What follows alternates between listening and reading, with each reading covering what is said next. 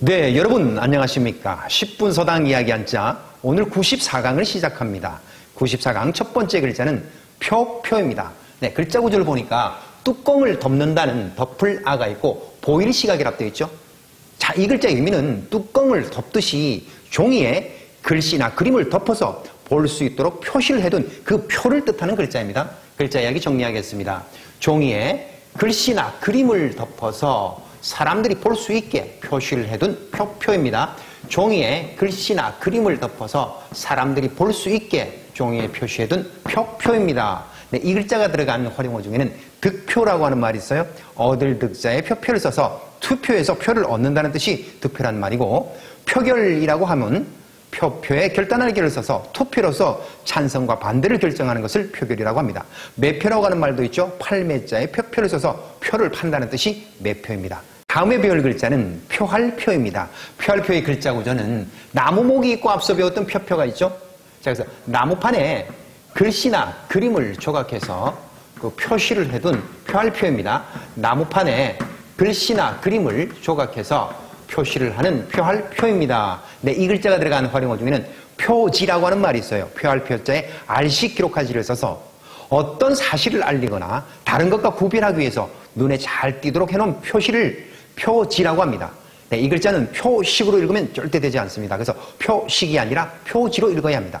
네, 표시라고 하는 말도 있죠. 표할표자에 보일시를 쓰면 표를 해서 외부에 드러내서 보인다는 뜻이 표시란 말입니다. 그런데 이 표와 표할표는 뜻이 비슷하죠.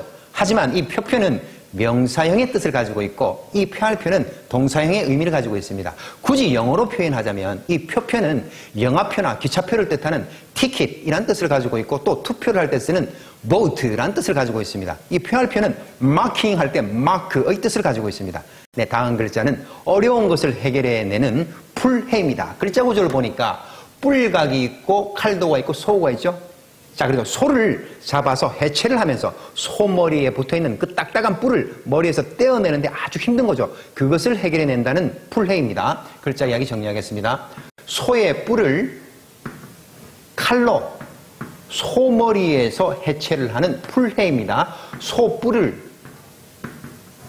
칼로 소머리에서 해체를 하는 풀해입니다. 풀해가 들어간 사자성어 중에 결자해지라고 하는 말이 있습니다. 맺을결 사람자 풀해 칼질을 써서 일을 맺은 사람이 풀어야 한다는 뜻으로 일을 저지른 사람이 그 일을 끝까지 해결해야 된다는 뜻이 결자해지란 말입니다. 다음에 배울 글자는 12동물인 12지지 중에서 마지막 동물을 뜻하는 돼지해입니다. 먼저 글자 구조를 보겠습니다. 꼬리두가 연결되고 칼도의 변형이 돌아가 있고 그리고 점주가 있죠.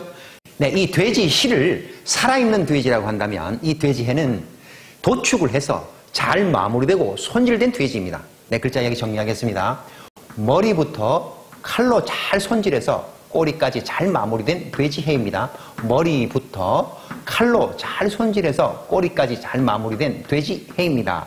자, 그래서 마무리하다, 끝내다 라는 뜻을 가지고 있는 돼지해인데 그래서 마지막 12번째의 동물인 돼지해입니다. 돼지해가 들어간 중국의 역사적인 사건 중에서 신의 혁명이 있습니다. 매울신, 돼지해, 가죽혁, 목숨명을 써서 네, 신의 혁명은 중국 청나라의 선통 2년 1911년 우창을 중심으로 하여 일어난 중국 최초의 민주혁명인데 이로써 청나라는 망하고 이듬해 2월에 중화민국 임시정부가 수립된 사건이 신의 혁명입니다.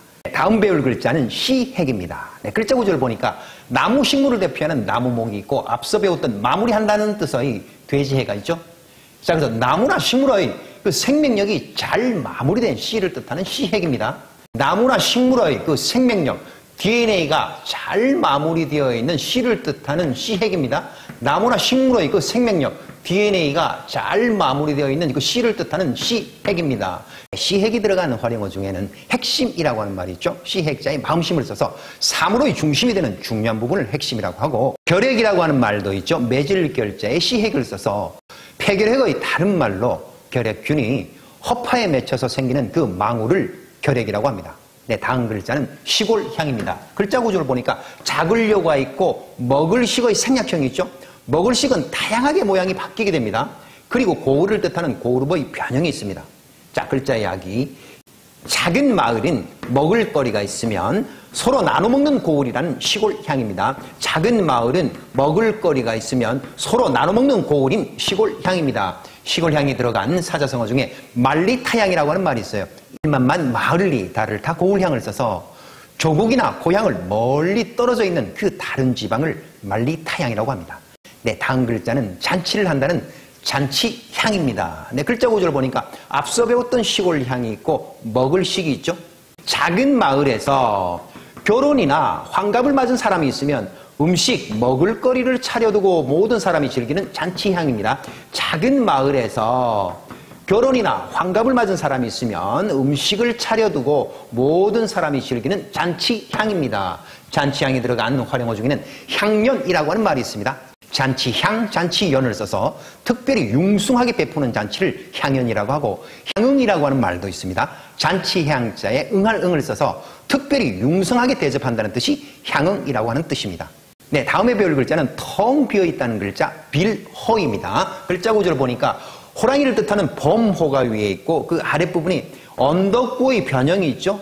자, 언덕구가 변한 글자인데 풀이 무성한 땅으로 기억하시면 되겠습니다. 이 빌어의 글자 이야기는 언덕에 호랑이가 나타나자 모든 동물들이 사라지고 텅 비어버렸다는 글자 빌허입니다.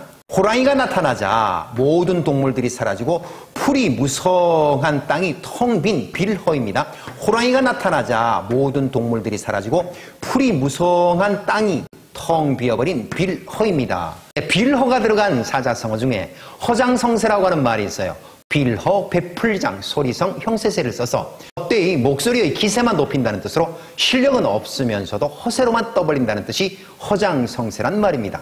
다음에 배울 글자는 시험할 험입니다. 글자 구조를 보면 말마가 있고 다첨이 있죠. 이 다첨의 글자는 76강 784번에서 제가 설명을 했습니다. 자, 그런데 다시 한번 정리를 하겠습니다. 네, 다첨의 글자는 모일집, 입구들, 사람인 둘이 있습니다.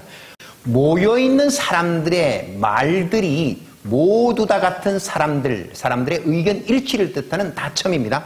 네, 시험험의 글자 이야기는 말 타는 솜씨를 모두 다 지켜보고 검증하는 시험험입니다. 말을 타는 솜씨를 모두 다 지켜보면서 검증하는 시험험입니다. 네, 시험험이 들어가는 활용어 중에 경험이라고 하는 말, 진할경자에 시험험을 써서 실제로 보고 듣고 겪은 일을 경험이라고 하고 실험이라고 하는 말도 있죠. 열매실자에 시험험을 써서 자연과학에서 실제로 시험해보는 것을 실험이라고 합니다. 네, 다음에 배울 글자는 위험한 땅을 뜻하는 험할 험입니다. 글자 구조를 보면 언덕보의 변형이 왼쪽에 있고 다첨이 있죠. 그래서 언덕은 모두 다 위험하다는 험할 험입니다. 언덕은 모두 다 위험하다고 말하는 험할 험입니다. 언덕은 모두 다 위험하다고 말하는 험할 험입니다. 험할 험이 들어간 사자성어 중에 위험천만이라고 하는 말이 있어요. 티알위, 험할 험, 일천천, 일만만을 써서 몹시 위험하다는 뜻이 위험천만이라고 하는 말입니다. 네, 그러면 94강에서 배웠던 글자 머릿속에 정리해 봅시다. 표표입니다. 종이에 글씨나 그림을 덮어서 모두 볼 수 있게 만들어둔 표할표입니다. 표판에 글씨나 그림을 조각해서 표시를 하는 표할표. 다음은 풀해입니다. 소의 뿔을 칼로 소 머리에서 해체를 하는 풀해. 다음은 돼지해입니다. 머리부터 칼로 잘 손질해서 꼬리까지 마무리해둔 돼지해. 다음은 씨핵입니다. 나무나 식물의 그 생명력, DNA가 잘 마무리되어 있는 씨핵입니다. 네, 다음은 시골향입니다. 작은 마을은 먹을거리를 잘 나눠 먹는 고을이라는 시골향. 다음은 잔치향입니다. 작은 마을에 결혼이나 환갑을 맞은 사람이 있으면 음식, 먹을거리를 마련해 두고 서로 즐기는 잔치향. 다음은 빌허입니다. 호랑이가 나타나자 모든 동물들이 사라지고 풀이 무성한 땅이 텅 빈 빌허. 다음은 시험험입니다. 말 타는 솜씨를 모두 다 지켜보고 검증하는 시험험입니다. 다음은 험할 험입니다. 언덕은 모두 다 위험하다고 말하는 험할 험입니다. 네, 여러분 94강 한자 이야기도 재미있게 잘 들으셨나요? 복습은 언제나 빠른 배속으로 두세 번 꼭 하시기 바랍니다. 네, 그러면 여러분들과는 95강에서 만나 뵙겠습니다. 안녕히 계십시오.